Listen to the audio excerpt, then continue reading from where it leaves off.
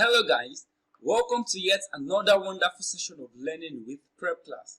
My name is Tutor Olalikon Israel, your Prep Class English tutor, and I am super excited to have you join me in today's session of learning. Now in today's session, we will be answering question 56 to question 60 from the WAEC English 2018 past question. Remember, the purpose of this session is to help you prepare for your forthcoming WAEC examination. So, without wasting much time, let's get to it. Before we begin, take a moment to subscribe to this channel, turn on the post notification so you can be notified whenever we upload any new content. Alright, let's roll. Question 56. Now, the instruction reads, from the words or group of words lettered A to D, choose the word or group of words that best completes each of the sentences. From the word or group of words lettered A to D, choose the word or group of words that best completes each of the sentences. Question 56 reads, he spends a dash deal of his time studying. He spends a dash deal of his time studying. A. He spends a large deal of his time studying. B. He spends a great deal of his time studying. C. He spends a big deal of his time studying. D. He spends a huge deal of his time studying. So which of these options is the best to complete this answer? Now, the answer to this question is option B, great. He spends a great deal of his time studying. Now, to spend a great deal of time doing something means to spend a lot of time doing something. He spends a great deal of his time studying. So the answer is option B. Great is the best option to complete this sentence. He spends a great deal of his time studying. This person studies a lot. Alright. Moving on to the next question, question 57. Remember, we had selected the option that best completes this sentence. Question 57 reads, I guess he holds dash sensitive position in the company. I guess he holds dash sensitive position in the company. A. I guess he holds some kind sensitive position in the company. B. I guess he holds many kind of sensitive position in the company. C. I guess he holds some kind of sensitive position in the company. D. I guess he holds many kind sensitive position in the company. So, which of these options is the best to complete this sentence? Now, the answer to this question is option C, some kind of.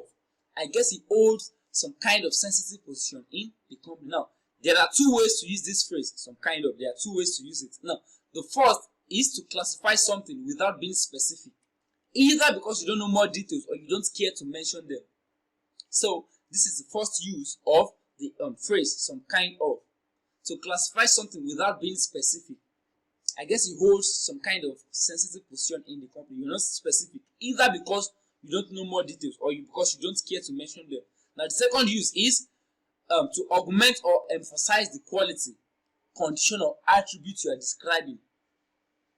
To augment or emphasize the quality, condition, or attribute you are describing. For example, depending on the tone of voice, the context, and the intentions of the speaker, it can be positive or negative.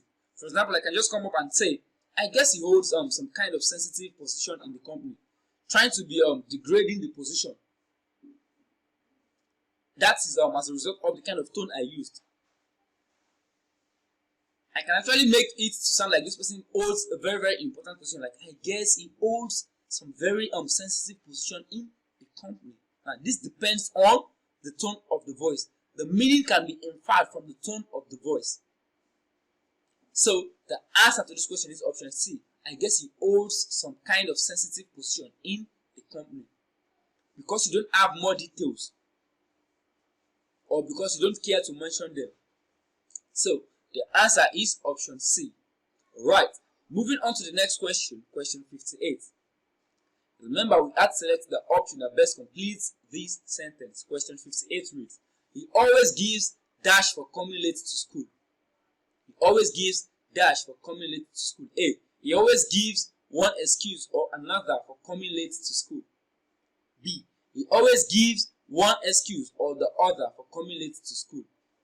C. He always gives some excuse or another for coming late to school. D. He always gives some excuse or the other for coming late to school. So which of these options is the best to complete this sentence? Now, the answer to this question is option B.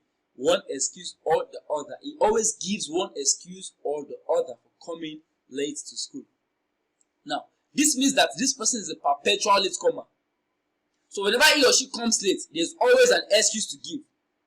They never run out of excuses. So if he comes late today, there's an excuse to give for coming late today. If he comes late tomorrow, there's another excuse for coming late to school tomorrow. So he always gives one excuse or the other. There's always an excuse on ground.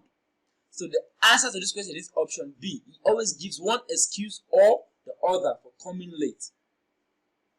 Alright, moving on to the next question, question 59. Remember, we had to select the option that best completes this sentence. Question 59 reads, Dash should turn down the volume of the radio.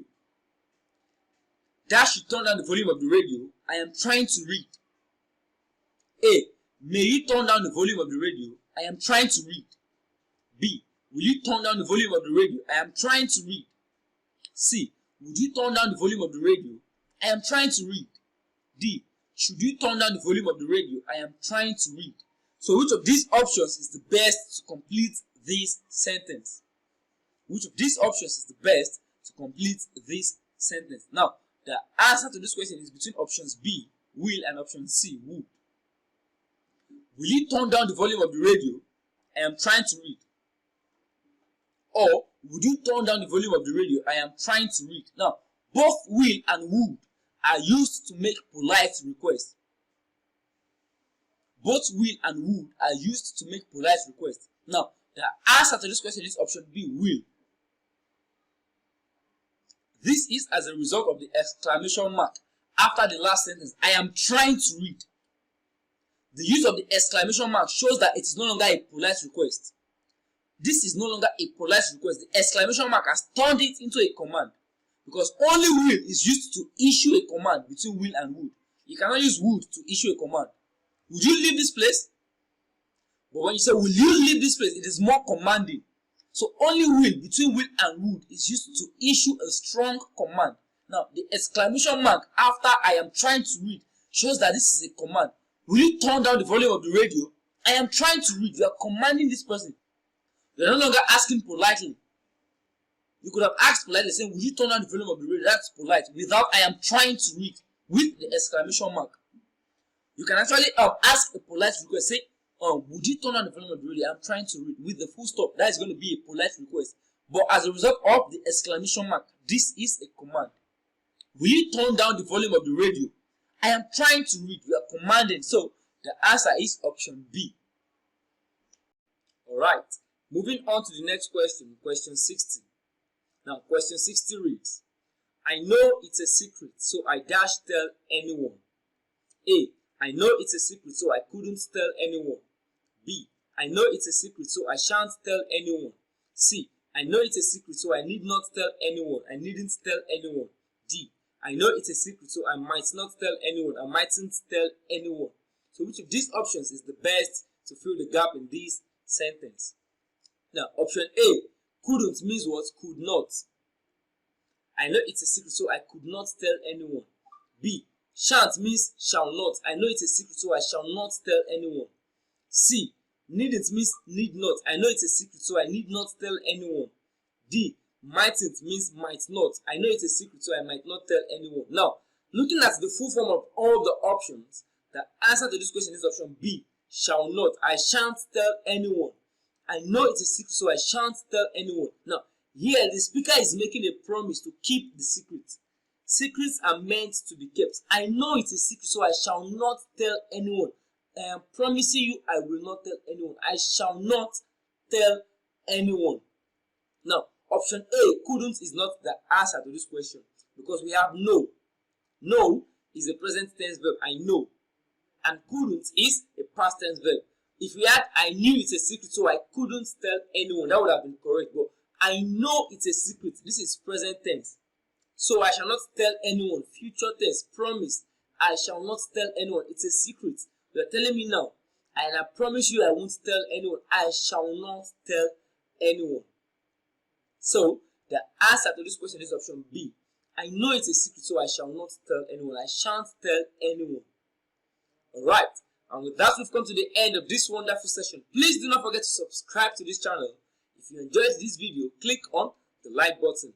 Do not forget to join us on WhatsApp. Check for the link to our WhatsApp group in the description of this video. You can also share this content with your friends and loved ones. Thank you for your time. Enjoy the rest of your day.